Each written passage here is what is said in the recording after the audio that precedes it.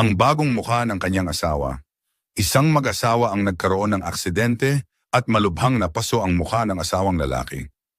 Sinabi ng doktor na hindi nila mag-graft ang anumang balat mula sa kanyang katawan dahil siya ay masyadong payat. Kaya ang asawang babae ay nag-alok na mag-donate ng bahagi ng kanyang sariling balat. Gayunpaman, ang tanging balat sa kanyang katawan na naramdaman ng doktor na angkop ay kailangang galing sa kanyang puwit. Pumayag ang mag-asawa na hindi nila sasabihin sa sino man kung saan galing ang balat at hiniling din nila sa doktor na igalang ang kanilang sikreto. Pagkatapos ng operasyon, lahat ay namangha sa bagong mukha ng lalaki. Mas gwapo siya kaysa dati. Lahat ng kanyang mga kaibigan at kamag-anak ay patuloy na nagkukomento tungkol sa kanyang kabataan at kaguwapuhan.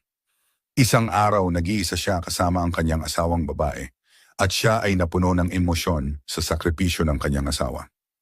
Sabi niya, "Mahal, nais ko lamang magpasalamat sa lahat ng iyong ginawa para sa akin.